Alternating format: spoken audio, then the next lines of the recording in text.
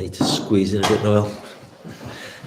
We're live from Moonen Yachts in Hertogenbosch, which is also called Den Bosch, apparently. We had a fantastic video on the Yacht Builders channel of Moonen Yachts. It's almost reached 100,000 views. So I came here to meet Victor Caminada. Hi. Commercial Director, and Noel van Keizer. Yes, hello. The naval architect, and what's your role? My role is designer proposal engineer here at Moonden. Designer proposal engineer. Design and proposal engineer, yes. We'll dig into that in a little moment. So there's a few people already watching. As always, I'll ask you to let me know if there's any problems with the sound, because from this end I can't possibly know. So if you can hear me okay, just leave me a little message, please. If you can't hear me, I'm sure you will leave a message to say that you can't hear. A lot of people who watch the YouTube channel dream of buying a yacht one day, dream of buying a Moonen one day, but also a lot of people who watch the channel dream of just working in the industry. So I thought to kick off, it would be really interesting to hear from both of you exactly what your job entails. So if we can start with you, Noel, as the design and proposal engineer. Yeah. What do you do on a day-to-day basis at Moonen? Yeah, so I work as a designer proposal engineer, and that consists that on one side I work on existing designs, but also on new designs. And when we start up new yard numbers, I make the cost price and sales price calculations for that and prepare everything. So once we start up the project, our project manager can take over with a good budget and start with the project. And on the other hand, from the proposal side, once our clients on the yard or potential leads are coming to the yard or interested in any of our yachts, I assist Victor basically from a technical point of view in the sales process. And when there are specific wishes from a client or changes to an existing yacht, I look into it and see what the possibilities are, what the consequences are, or if there are any. And that's basically my role with it. So if I'm building a yacht with Moonen and you've already built, let's say, the galley with a cabinet in it, and I say to you, you know what, I wish we hadn't put that cabinet, we could have put a little work surface there instead. You figure out what the cost is, and then what you're going to make me pay for it as well. Is that right? Yeah. We always look what possibilities do we still have, and what process are we of building the yacht, in what stage are we, what can we change, and what does it cost? Does it cost any, or are we still in a stage that we can easily change it? So we don't always charge for everything. We always look what is possible and what is the related cost, but also on timeline, and does it affect. And a little cabinet mostly doesn't affect the timeline of a yacht, but we have some requests where we see, okay, this is going to have impact on the delivery date of the yacht. Yeah. So that's also part of investigating those. So the biggest options. One must have been the client who asked for the extension on. For me, that was definitely the biggest one. Yeah. Tell me, for those that don't know about that, tell me what that project entailed. At some point, I think at the time that the project was just sold to a client, and at the point he realized he might want to extend the swim platform and to have a big swim platform being close to the water. And at that time, the vessel was already at the yard, the hull was already constructed. We were busy with the paint jobs. So we investigated what the possibilities are, and basically we proposed different lengthening options in terms of in the possibility, the cost, and the timeline. And we proposed it to him, and at some point he decided which length he wanted. So we extended it with 1.5 meter. The aft section was cut off, like we've seen in the video. The aft section was cut off. New section was created and welded on the aft ship of the vessel. So tell me the truth, when you get a request like that, which is a huge request to actually lengthen the yacht, were you horrified or were you excited at the challenge, or both? Definitely excited, and of course, at some point, from a technical point of view, the first reaction is, oh, that's not possible because the yacht is already here at the yard and the aft section is already finished. But while looking into it and seeking to possibilities, it's very exciting to make a possibility for a client and to look into his to fulfill his wish. Yeah. So that's very nice to do. Yeah. Now, Victor, I consider you as the face of Moonen. Oh, thank you. You're the commercial director. You're the person that talks to a lot of the brokers, to the clients. But can you explain sort of more fully what your role in the company is? Okay, so I only joined Moonen just over a year ago. So I'm a new face. But yes, indeed, if there's commercial contact, either it's be with a client or with a broker, but also marketing related items, I'm often the first point of contact.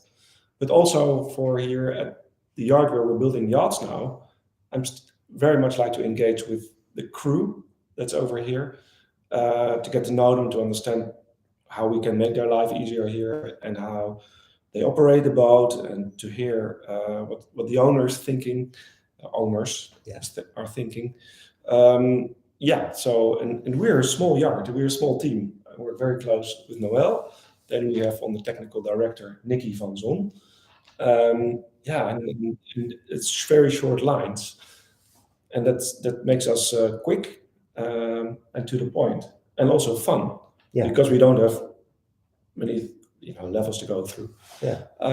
You were saying before we started about a particular client who visited just very recently, and how you were able to give him really good personal attention because of the size of the shipyard. It's containable. It's very easy. Yeah. We have at the moment we have 5 projects under construction. It's very easy to manage in terms of when somebody comes. So we're happy to have clients here. We did a keel laying ceremony just a week ago now. I was telling you about. Clients flew in. The next day we were at the yard looking at a sister ship under construction. On Monday we had a design meeting in Amsterdam with the designers, and it was very enjoyable for the client, and the project manager is there. Yeah, it's good. Now, I think some people will watch this video and they'll think, what a fantastic job. How can I ever get a job like that? What was your personal path that brought you to the point of being commercial director? I think the secret is go and do what you love. It might be boating, it might be cars, it might be music. Follow your heart. And while you're doing that, you probably get better at it because you love it. And I love boats. I've grown up with boats. My grandfather, my parents, we went boating. I've been a little optimist. Oh yeah? Yeah, and I thought, how can I make my job not as a professional sailor? I do that for fun, but how can I get into this business? And I admire the process of building something very beautiful at a top level. So I followed my dream, basically. And were you always in a commercial role, or have you done other sort of aspects as well of yacht building? Always in a commercial role, yes. Either sales or marketing. What about you, Noel? How did you get this plum job that you have? I didn't grow up in boating, to say so, but at some point when I was at school and decided what study I wanted to follow, I knew I was technical oriented, so I looked into different technical studies, and at some point naval architecture visited that study, and it popped out for me. I was very interested in it, so I jumped into the maritime industry without any background into it, but liked it a lot. So. And did you already live close to the shipyard, or did you have to move to get closer to it? No, I live 30 minutes drive from the shipyard, so I didn't have to move to Den Bosch or anything. But that's that's the Perfect. background. Yeah. So, quick reminder to everybody watching: your questions. I don't see any questions coming in. Oh, hang on, we've got somebody. Yes, we have. We've got Dr. Cash 7. What's up, guys? What's up? He calls me not Putin because before I grew this hair here, I was always being told that I looked like Putin. So now without it, now I've got this, I don't look like Putin anymore. But just a reminder, questions are most welcome as long as it's to do with Moonen and to do with the yachts. But while we're waiting for some questions to come in, you mentioned the keel laying ceremony that you had. That was for a Martinique. Correct. And the Martinique, has got to be one of the most successful models in that size range, I would think. For Moonen definitely is. Yes, it's we're building now the 6th hull, and that is in a relatively short period of time, and it looks like the boat's getting momentum. And what are the reasons for that? And that's your question. It is my question. I think it's now almost 38 meters long after they extending the boat. It has a lot in a very good package. It offers a lot that you find in a 38 meter that you could even find on a 50 meter or a much bigger boat. So it comfortably takes 10 or 10 guests or even 12. It has many features. It has a reasonably sized tender. It has good dining. It has a good bridge deck, a good bridge deck saloon. It has a sun deck. It's actually a very good contained package at a very high level. Yeah. Still being able to go into most marinas. Yeah. And often the smaller marinas are nicer spaces. Same goes for nice anchorages. So also having transatlantic capability, you got it all. That's true. The transatlantic capability, I think more and more people are looking at that, because even if you don't cross the Atlantic with it, if you've got a very long range, at least you can go the whole summer without having to refuel. Oh, that's a practical thing. Yes, Yeah. of course. But ability and or maybe in future even when you have to know, and we have some clients who they plan to travel to go around the world. Yeah. You just have the hardware to go and do it in all comfort, but also safety. Yeah. So I think that has a lot to offer. Yeah. When I was walking around it, I particularly noticed the proportions, because you quite rightly you're saying it's got a sun deck, it's got all these spaces, but all of the spaces are good sizes. They've just been really nicely laid out. And the interesting thing is that every Martinique that's being built, or actually client comes on board, people bring in new ideas. Yeah. We had the client lengthening. We have now another client who said want to change the windows. Before that, we had a client who stretched the sun deck. And there's a constant evolution. The more people who are intensely think about this boat, make it better. Yeah. Because you're building from steel and aluminium. Correct. So you can do that. And that's, for people watching the video, that's an important point, that if you buy a composite yacht, one of the drawbacks is you really can't lengthen a sun deck, for example. You could, but it's a bit more difficult probably because you're working from a mold, and extending a mold is a more expensive process to do. And the beauty of steel and aluminium, basically metal, you can cut it, you can weld it, you put fairing on it, and there it is. And good thing is you can also recycle it at the end of life. And I always wonder what we're going to do with all these composite boats. Yeah. So good question. There's many of them. I think we're getting some questions coming in. Let me just see what we've got. This is a name that's impossible to read because it's I don't know what language that is. If it's Mandarin, perhaps.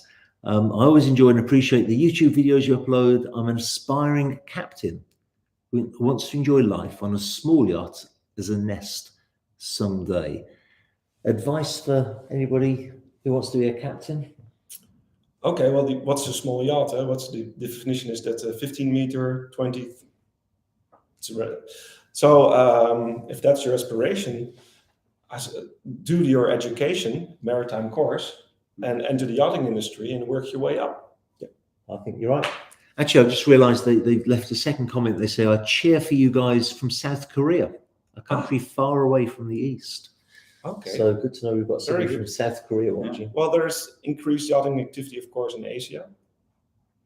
It's a big place, I realize that. Yeah. But and local knowledge is always important for a captain to have, to offer for guests. Yeah, absolutely. And,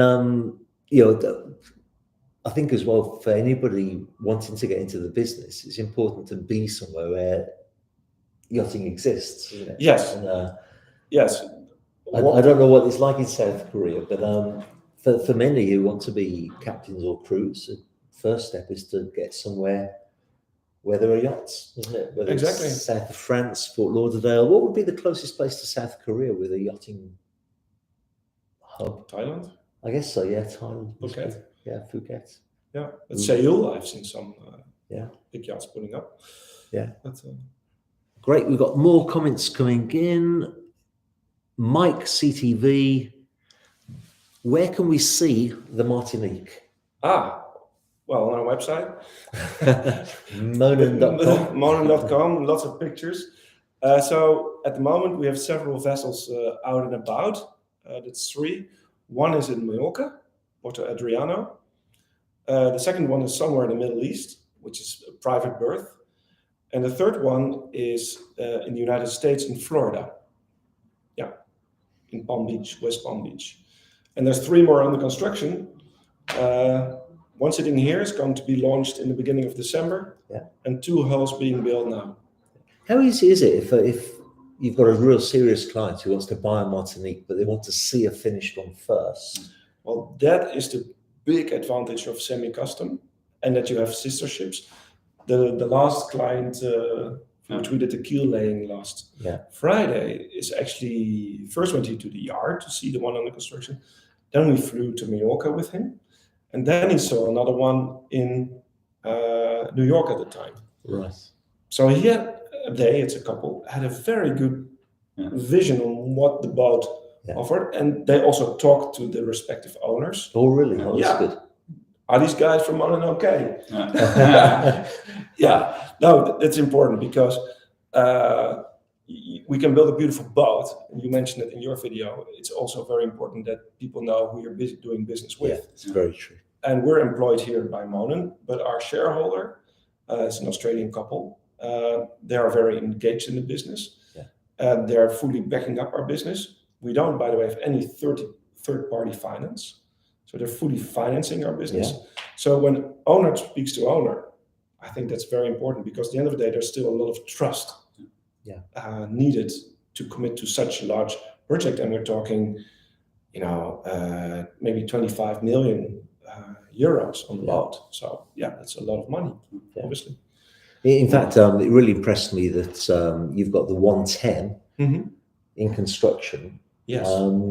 As a speculative, what we call a spec build. We call that a spec build. Yeah. So what we do at Moonen, based on market research, we develop a boat, and that's very much Noel's job to do that. And we sit together as a team and we say, what does the market need? What must be the capabilities of the boat? Which designers do we need? And it comes together, and we're doing that right now for a brand new 45 meter, by the way. Oh, really? Good. Yes, something new, novelty. You heard it here first. So that takes a lot of investment, and I wouldn't say it's extensive developing a new car, but it takes a lot of thought putting that boat there without knowing the client yet. And then even incorporate future growth ideas into it. So like with cars also, you get different models and technical upgrades, and we're working very close on that. Of course, we have hybrid technology entering the market now, battery technology entering the market now. When is the right moment to step in with that? And the 110, because that was your question, is actually the first boat which was developed under the ownership of our current shareholders, which own the company now for 3 years. We designed it, we engineered it, we start building it, and now putting it on the market. And what you typically see, because it's the first of the series, it's sitting here in our shed a few minutes from it, but nobody has seen it in reality. And what we've seen with the Martinique also, if you have one on the water, you actually see it, you can appreciate it, you go on board, and then it gets the momentum. And also clients can, when you can get on board on the Martinique with clients, they can envision the yacht more better, and they can also see how the yacht could fit to their needs and wishes and requirements. And while walking on board with a client, you see they come up with questions and requests, and then you can tweak it to also it is semi-custom, customize it to their wishes at some point.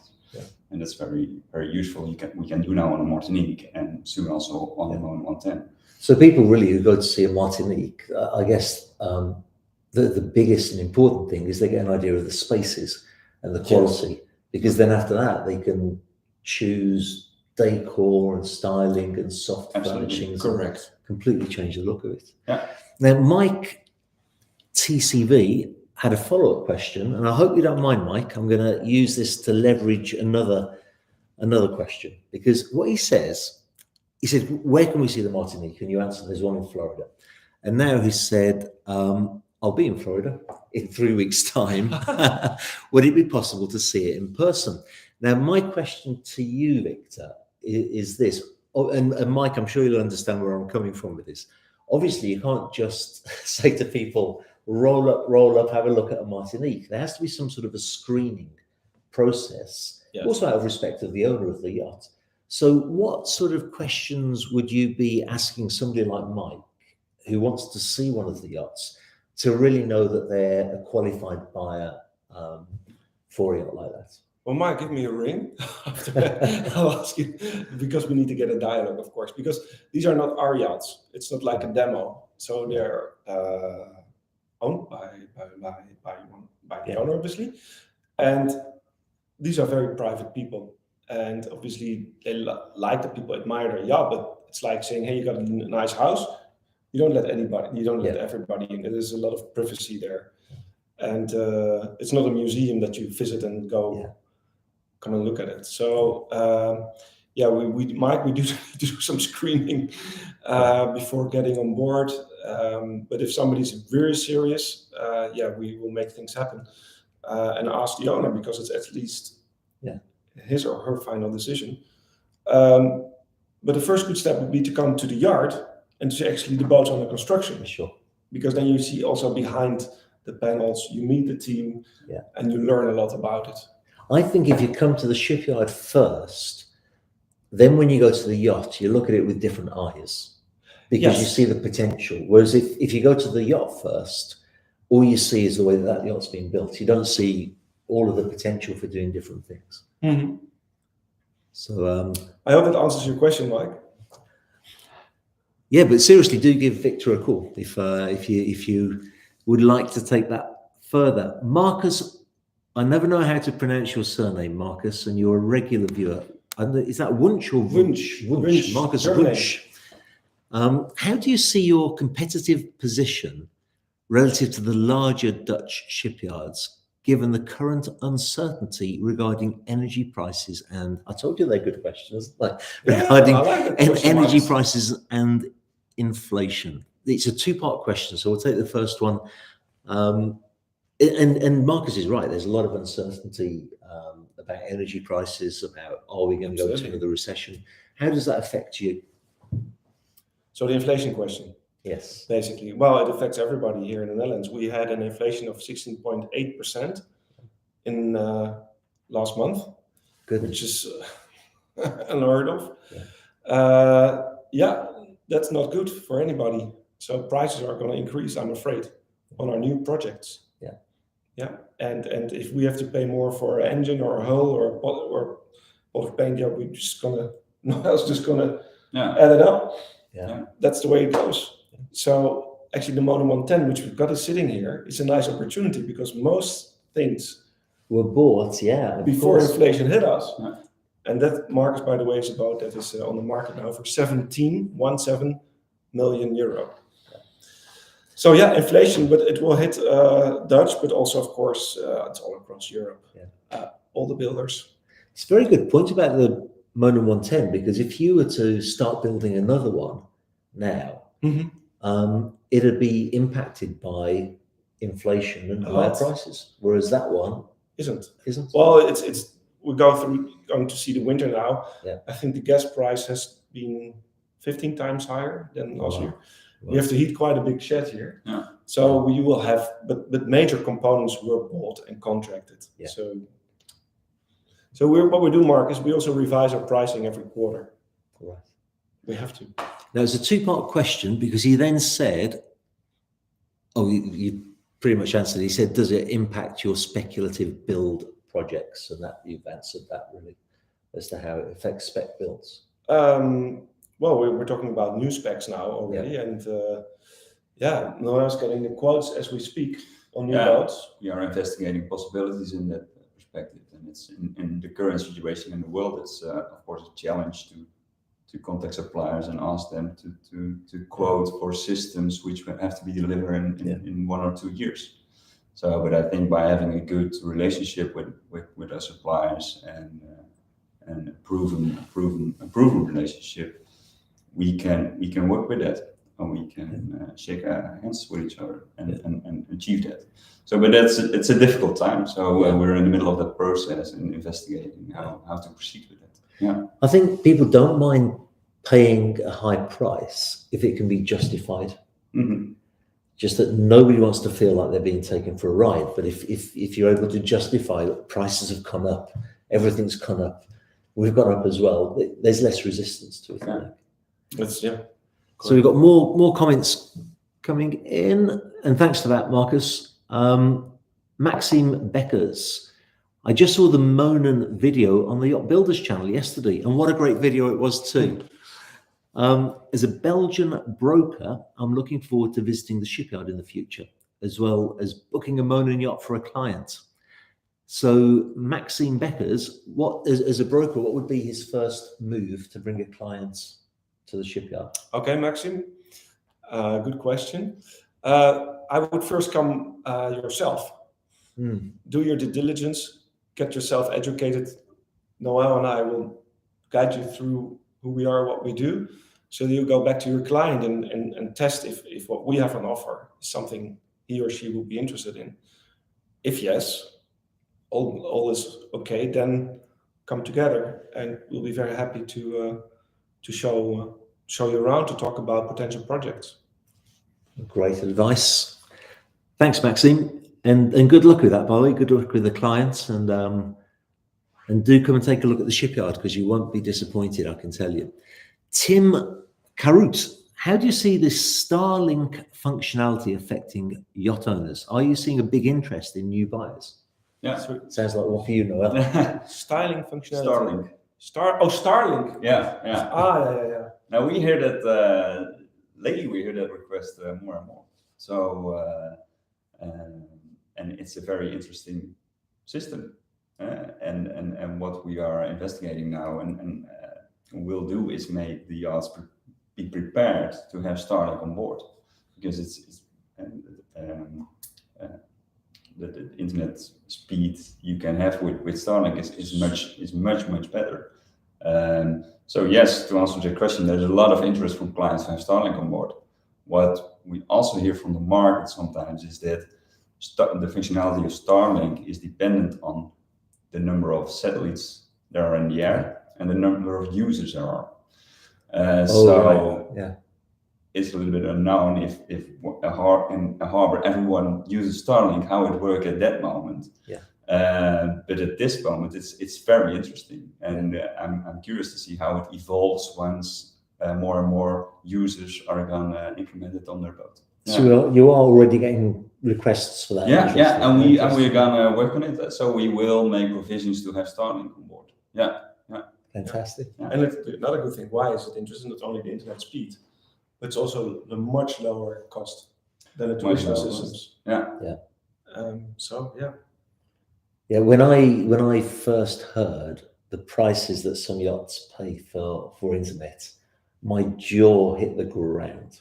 I mean, people can be spending tens of thousands a month. I'm sure some of you already know that, but for those of you that don't, some yacht owners are spending tens of thousands a month for internet connectivity. So Starlink's Starlink you can put on and off for a month. You don't have to have an annual contract. It's switch on, switch off. Oh, really? Yeah. So thanks for that question as well, Tim Carut. Maxime Beckers again. At Super Yacht Forum, there's always a lot of talk about innovation. In which way is Moonen looking towards alternative engines like ammonia battery, eco-powered in their yachts? Okay, I think innovation, good question, but innovation is something new, and typically we talk about engines all the time, about yachts, but I don't think that's not the only part we can innovate. There's many other aspects you can innovate. I think one of the innovations, and it maybe sounds strange, Moonen does in the industry, we give a 2-year full guarantee on your boat. We haven't heard that from another European builder. It's innovating on another level for clients. What does that warranty cover? From keel to the top of the mast, anything in between, worldwide. Wow. Yeah. So, but the innovation. So, I go back to your question because we also talk about proportion. we are not as Moonen as in the forefront of the most exotic high-tech stuff, because that's very much for custom-built boats, something that also owners must be able to invest in and also take a little risk and pay a lot more money to go in that forerider role. We like to be just behind that and use proven technology and be future-proof. And of course, new boats will have hybrid systems. Maybe Noel can tell about how you want to lay out our new system and how you provide for the future. Yeah, for new designs, for sure hybrid will be included. Of course, hybrid is a wide. You can interpret it in a lot of different ways. Yeah. So we are doing a study of how we want to use that hybrid system. What functionality do we want to offer to our clients? What is commercial-wise and technical-wise worth to include in your yacht? Yeah. But definitely there will be provisions for battery package on board to have to cover peak shaving, and so that your fuel consumption and your energy balance on board is much more efficient, or even have a silent night so that you can use, so that you can be in a harbor or in a quay, and that you run your hotel out on batteries. Those kind of items we are investigating and checking what are the possibilities in our new design, and up to which level do we want to go, because of course you can go all the way, but there's an optimum in possibilities in terms of cost and technical, the balance between cost and technical improvements. Are you finding that more inquiries are asking that question, or do you think it's more driven because we all realise that the whole industry needs to go that way? We're getting more questions in that direction. Yeah. Yes, definitely, which is good. Yeah. But I think you could actually always look at somebody individual profile, how I'm going to use the boat. Do I go do cross circle navigation, or do I sit in a marina for 99% of the time, or I'm at Anchorage? You need different setups for that. So understand how you're going to use the boat. Also, infrastructure is a big thing. If you talk about hydrogen propulsion things, where are you going to fill it up? If they're building the infrastructure now around Monaco, south of France, Côte d'Azur, but there's no point in if you want to travel to the Pacific. Just can't get the stuff. Sure. So this is like electrical cars. There must be also an infrastructure connect to it to make it work. And I think battery technology, we see that it's expected to be a big jump in the next 5 years, when there will be new batteries which will have much more energy density in it. So then you can actually, for example, for silent lights, because running on electricity, I don't know what's pretty useful on that. But because how much space do you reserve for batteries now on the 45 meter in cubic meters? It's huge. Now a space available of approximately 10 cubic meters. 10 cubic meters of batteries for a 45 meter. Yeah, so the space is 10 cubic meters, and total village of batteries. I have to check what exact capacity that will be, but there's a space available for batteries on board, and it's also done. And maybe we're going to have a limited battery package in the first yacht. It's up to, we have to still to decide it, up to which level are we going to go. But we know that in the coming years the knowledge and technology of batteries will improve, and like Victor says, the energy density will increase. So what you can do now with 10 cubic meters is probably less than what you can do in 5 years with 10 cubic meters. Because already the last 5 years have been pretty amazing. So if you say the next 5 years are going to be so as well, then that's quite exciting. Well, there are different elements we should not forget. You're sitting on a lot of dense energy, and we see there's lots of accidents and fires. Also because batteries, there's so much energy in there, and so it's actually a danger. Big danger you're taking on board. You should be aware of that. And actually the energy density in 1 liter of diesel is quite high. It's almost unbeatable.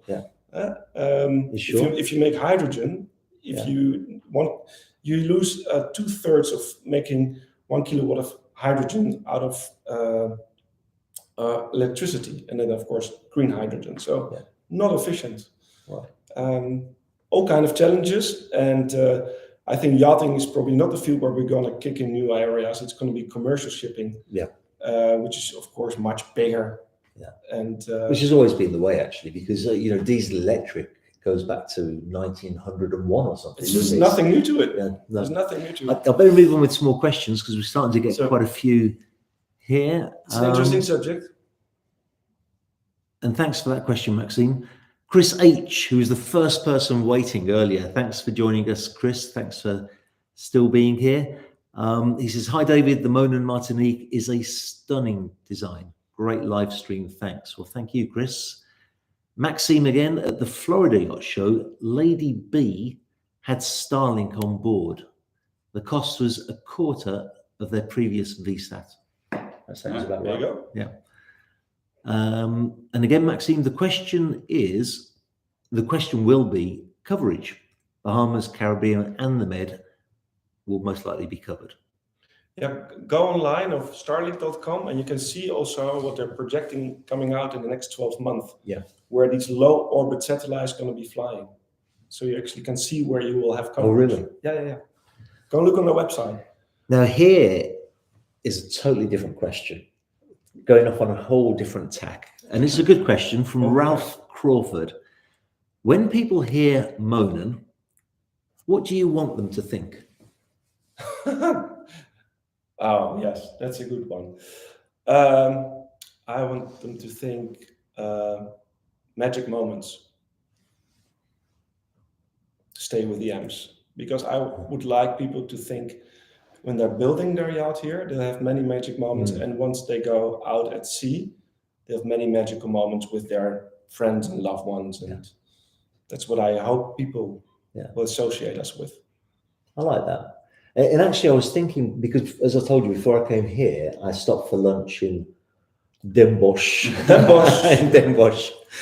And I was looking at it thinking, what a beautiful, pretty little village this is. And, if I was coming and building a yacht here, I'd enjoy, that would be another magic moment for me, just being able to enjoy the town, enjoy the area. The food was fantastic. It was, so yeah, I think magic moments is a good one. Because in the end of the day, we're selling fun. We're building the boat, but you should enjoy the process, maybe building it. Yeah. And then it's a toy. Yeah. And it will get you to beautiful places in the world, wherever you like. And it can be on a small boat. It could be on but it's the same concept.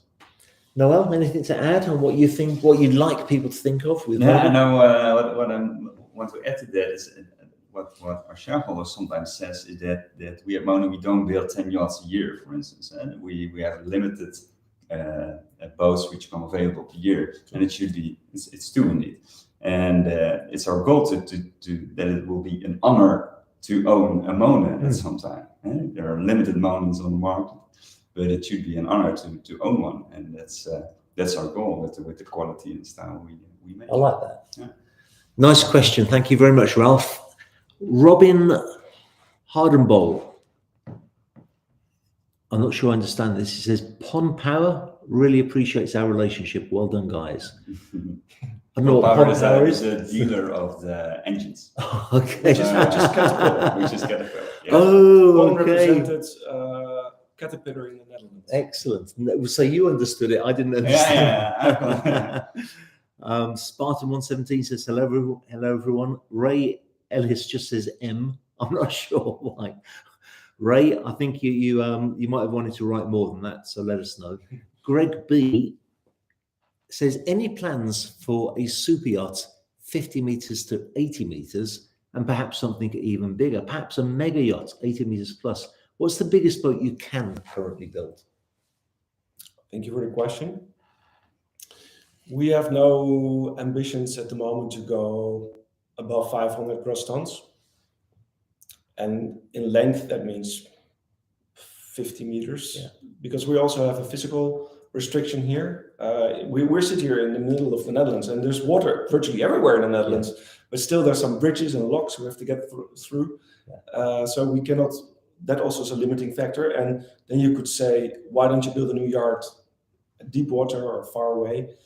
Because we can obviously build a new yacht, but the core of our business is the trades, the craftsmen and craftswomen which are here, which in Holland come on their bicycle often. Yeah. And we can move, 30, 50 kilometers, and they won't join us. So we actually stuck here, but we don't mind that because we think there is also a great market for top quality built boats under 500 GT. And that's what we think we're doing well, and we want to be the best. Yeah. Listening to you talking about the craftsmen and the fact that you got such great craftsmen here, it reminded me of the famous story in England of a road sweeper who had a broom. Mm-hmm. And he said, I've had the same broom for 53 years. Mm. He said it's had 27 new heads and 16 new handles. And I just think if you have a shipyard in a different area with a different workforce, it's no longer a Moonen, is it? It's no, it's impossible. You know, it might be a 17, you might have Moonen on the side, but it's different people in a different shipyard. It's built by people, not by the machines. Exactly. So and that is our key asset. It's the people. And there really is a great spirit here. I mean, when I came and did the video, I think I was inspired to write about the family atmosphere here because there's just such a great core. It's a small team. Yeah, we only have 42 employees. Yeah, and not all of them. Yeah. No. So I suppose for Moonen's success is to have an order book that goes into the future rather than building bigger yachts. It's all about having security for your workers. Knowing that we want to be best at our game, and bigger is not better. I mean, in size for us. Yeah. So we want to be the top builder under 500 GT in the world. Yeah. Great. Let's see if there's any more questions coming in. Thanks for that, by the way, Greg. That was really good. Oh, and Greg's got another one. A good question. Will Moonen ever build a true explorer? So what's the definition of an explorer? Greg, let us know what your definition is. Because I think there's inflation on the word explorer. Because is it the looks? Is it like you have with SUVs, they look like you can go off-road, but you can't because it has to. Is it just the looks or is it the capability? And I think exploring comes with capability of a vessel and not how it looks and styling. So what do you need? And I think that's actually, it defines how many days you can be offshore or without connection to a home base or to a home port. So with guests on board, and I mean not eating canned food, but actually how can you take high level food, how can you condition it? And the other side, how actually going to maintain waste management. It's a huge thing, waste management. I've been talking a lot to a company called EOS. They are very good at Rob McCallum and his team, and they're great at doing far away expeditions, and I mean also Arctic expeditions. And they just think one of the big problems is actually how do you manage the waste if you're not in a port for 2 or 3 weeks. That's a big one, so you must cater for that. And it's not the fuel. The fuel will get you there. It's all the other things. Yeah. And then obviously you can think about ice class, things like that, which will increase safety, which is another definition of exploring if you go to the Arctic. So your original question, will Moonen ever build one? I think that our current boats with steel hull and also the range and waste management can get you a long way. How many days depends on what you want to have for a meal, but they'll travel a long way. Certainly. I'll, as the Americans say, I'll stick a pin in that and maybe come back to it with another question for you later. But because we've got lots of questions from viewers, I want to move on. Oh, Greg B, first of all, he says, thanks for the answer. He said, by explorer, I mean ocean crosser, ice class, etc. Okay, well, you can cross the ocean with the Moonen. Yeah. Ice class, there's all different kinds of ice class.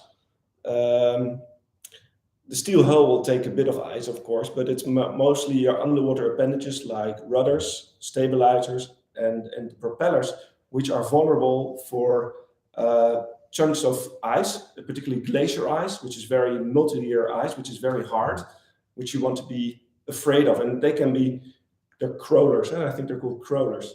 Yeah, probably. They're scattered all over, and you don't even see them. Very difficult when I speak to captains who've been exploring there.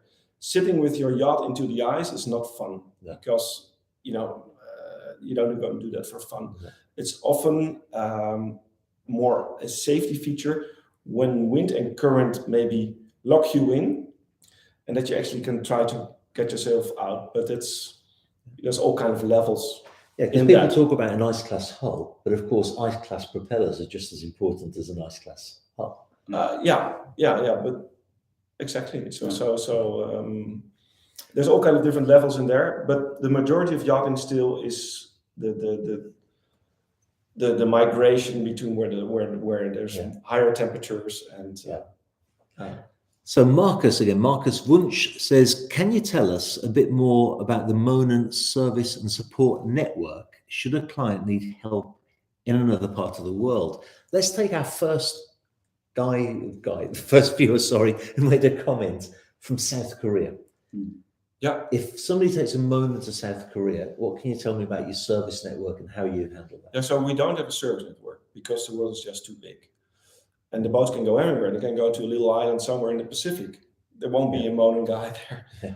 So obviously we're with satellite communication, Starlink. Yeah. We have good contact with the crew. We are here able from the yard to assist the crew from a distance as far as we can.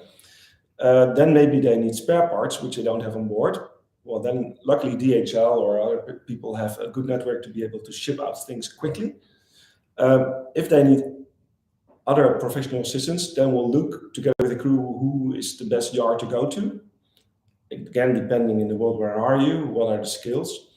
So can local technicians solve it there? If we need experts, for example, from Caterpillar, we just had Pom, obviously then the local Caterpillar guy or girl will go on board and fix it. Yeah. If we have, for example, our air conditioning system from Hein & Hopman, which is a specialized job, not the guy from Moonen, because we don't do the air conditioning. It's actually a guy from Hein & Hopman will go over and fly in. And from Schiphol International Airport, you got a pretty good network across the world. So then in that means we can go and help it. And if it's a Moonen related item, our technicians will go and fly out there. Yeah. And then of course it depends on urgency. Do we immediately help, or can we do it during the next haul out, or depending on what it is? And I guess when you're deciding what components to buy, you must be looking at the manufacturers and what kind of service they can give as well worldwide. So, can you get an MTU technician in South Korea? I'm sure you can. You can probably get a Caterpillar technician there as well. So I guess a part of that comes into the purchase process, doesn't it? Of purchasing reputable components. Absolutely, definitely. Absolutely. But that's what we definitely focus on, of course, and that we can guarantee that service. Yeah. And 2 years of it. Yeah. 2 years full guarantee. So we get our suppliers also on board on that. Yeah. You want to do business with Moonen, you're going to offer also 2 years of guarantee as a supplier. Yeah. Good point. Thanks, Marcus. Hope that answers your question. Chris H, having watched some of your videos of partial keel, hull, and marriage, I'm not sure what you mean by that, Chris. Will there be a full time lapse of a full build? Oh, I see what you mean, where they bring the keel and the hull together. Will we have a time lapse? I don't do time lapses, but sometimes yacht builders give me time lapses. Have you ever done a time lapse of the construction? I think you have, haven't you? It depends if it's private, if we can share it. Yeah. And we do it for others. Some owners don't want that to be shared. And some people actually working on the boats don't like to be filmed all day. Yeah. There's also privacy. Well, that's true. Item, of course, but actually a joining of the actual moment. Yeah. That's a good idea. We'll get that time lapsed and share it on our website. Yeah, because it's really quite spectacular. I'll write it down. Yeah. Yeah, thanks for that, Chris. Greg B, how do yacht builders move forward with the eco-green sustainable sourcing of materials? How do you replace teak wood, for example? Well, very current subject. Yeah. Noel is doing that actually, and give you an update on how Moonen's perspective is on that. Yeah, we the latest yard numbers still get teak on decks, but we know teak from an environmental point of view, we should at some point replace it, but it's also the availability is very limited. Yeah. So we are investigating in alternatives, and we make our investigation as broad as possible. So we're looking at plastic materials, but also alternative woods, environmental friendly woods. So we haven't made a decision yet what the next Moonen, what type of material will be on the decks on the next Moonens, but for sure there will be a change, and we will definitely look at comfort, but also environmental, and the impact on our world. So there will be a change, but no decision taken yet. No. I guess you must be constantly researching new materials, and the entire world is quite rightly trying to make things more sustainable, isn't it? Yeah, definitely. And I think all the shipyards has the same challenge at this moment. Yeah. So we see a lot of development in that perspective, which helps us. Yeah. Great. So thanks for that question. Greg B, he has a second question. This is a great question. I don't know how you're going to answer this. How do you determine the price of a yacht? Oh, that's not difficult. It's just mathematics. It's Noel. We're going to get quotations from all our major suppliers, and then we're going to, of course, calculate all the work we must put in as hours ourselves. Yeah. Then we have to calculate the overhead of our company. Yeah. And then we have to, see how much it is together and add a profit margin. Yeah. So it's a very scientific approach. Yeah, it's not based because there's we actually calculate what it costs. It's not like, let's go try there and see if they bite. I know for a fact that not every yacht builder takes that approach. I know for a fact that someone's saying, so-and-so builds this, that's the same size and the same gross tonnage, and they ask this, therefore we should ask a little bit more because we're better, or a little bit less because we want to. No, but you take a very mathematical approach. Yes, and we have also something interesting. We have actually sailboats on a fixed price. You can see now on our website, I've put the price there of the Moonen 110. And it's 17 million euro. Yeah. And I'm sorry, I cannot give you the pleasure of negotiating. Yeah, that is what it costs. Yeah. That's what it costs. And if you want to own that yacht, we're not, afraid of the price. We're not, that's what it costs. Yeah. That's great. And traditionally, there's a lot of secrecy about prices of yachts from yacht builders. Sometimes it's very difficult to get a price out of them. So it's kind of refreshing that you'll go on a live stream and you'll say, 17 million, that's what it costs. Well, I can tell you, complete transparency. We'll guarantee you delivered on the 31st of May next year. If we have a fixed price, which are two very important elements, which other people, they don't know when it's finished or what it costs. We don't. Yeah. And that's also the advantage of premium semi-custom building and controlling your process, knowing what you're doing. Yeah. And that's why we dare to do it. Yeah. Great. Another great question. Having said to you just before we started, I've never had any sort of awful comments. We've got a slew of all these awful comments here. So I'll move on, ignore those. Greg says, hang on, before that, we've got Ralph. I need to scroll back up.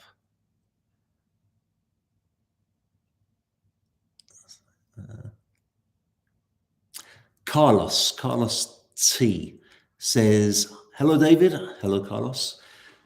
Great to see you live again with such interesting guests. My question is, how many yachts have you built? Well, let's take that one first. How many yachts has Moonen built? Just over 70. 70. And then he says, which one is your favorite? Is it a question to you? No, it's to you, definitely to you. I don't have a favorite. I don't know the fact. It's like asking your favorite child, isn't it? Yeah, I guess so. Yeah. I mean, I do have a favorite child, but I'm not going to say it. And then he says, we've kind of touched on this. He says, in what direction will you go in the future? Will it be greener, bigger? We've kind of touched on that, but. So it will be greener. Yeah. And it will be slightly bigger. Great.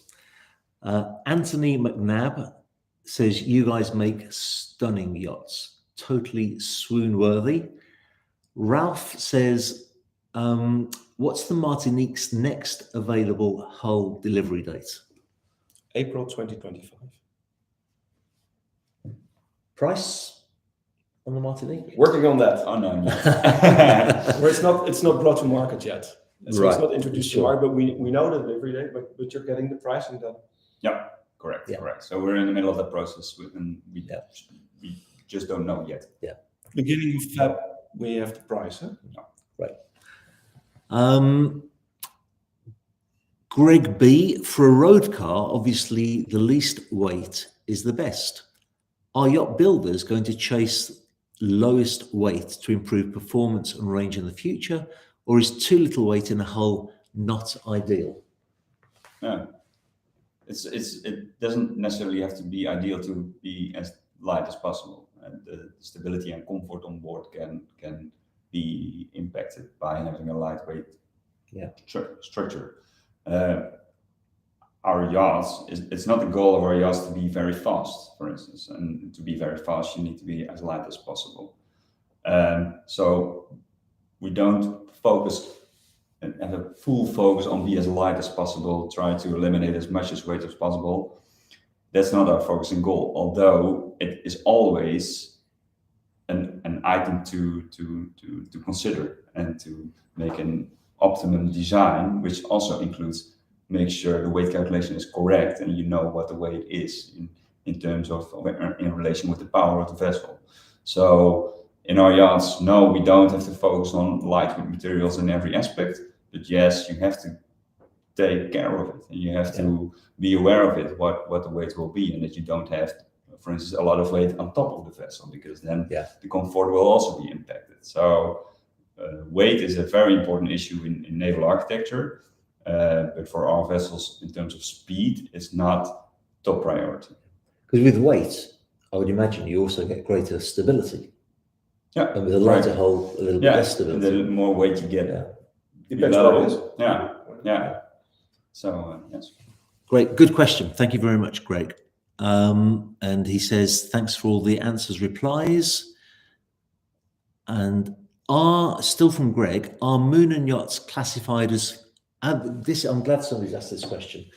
Are you a full custom builder or a semi-custom builder? Absolutely semi-custom builder. Would you accept, if linking into that question about Explorer yachts, if somebody came to you with a 45-meter Explorer yacht design from a reputable designer with the naval engineering already done, would you look at doing that? A one-off custom? I'm sorry, we're not. No. Not what you do. No. I like that. Decisive direction. No. It's because actually building a custom boat has many challenges as a builder, also as a client. And Moonen has been there, but we have decided it's not a good place to be in for Moonen. And we, Noel and the team here, it's better for us to develop a boat that we think is best to fit the market. And then build as many as possible of them, 2 a year max, but have a long life. And then when we sit down with the client, use that platform to customize it. So that can be the choice of interior designer, which will give a totally different experience on board the yacht. But we also have questions like, can you please lengthen, like you saw on the video, my swimming platform? And we will look into that very seriously and do that. Or lengthen the sun deck or change the windows. So we'll look at every question individually to customize the boat. But we know the basis is very good. Your naval platform is what it is. Your basic hull design. but we will not change a totally different superstructure also because there's a fancy design. Because we will use all the investment we made in the engineering, all the evolution of learning, building the boats, and the cost will increase a lot. So that's for us. It's the most sensible way to build boats, and because we're also building on speculation, we can get the continuity in the company, and that's very important. That makes a lot of sense. A lot of sense. Thanks for the question again, Greg. SMA, and I'm going to make this the penultimate because I've just realized we're already out of time. SMA says, if I want to start a career in yacht designing, where should I start? He says, I'm a yacht enthusiast in middle school, Ashar. Okay, interesting. Yeah, I think you should start with having a study in mechanical engineering or naval architecture if you want to focus on the technical part of shipbuilding, of course. So what are the subjects in school that he needs to be excelling in? Mathematics. Physics. Physics, I guess, Yes. Physics. A lot of subjects come back to that basic subject. Well, thank you so much for your time. I've left the most important question till last because it's 4 o'clock. Holland or Ecuador? Who's going to win? Because they are kicking off literally right now. I don't know anything about football. Ask me about yachts. You don't? I thought, because when I was having lunch, I thought, now, Victor asked if we could do this at 3 o'clock instead of 4 o'clock. I thought, I wonder if he's thinking that way. We'll finish at 4, put the television on. It's beer o'clock here now. Very good. Well, thanks very much, everybody, for watching. Sorry I wasn't able to take all of the questions. It's been really quite exciting, actually, all those questions. And look forward to doing it again in the not too distant future. Thank you very much, everybody. Have a great weekend. Thanks, everybody. Bye. Thank you.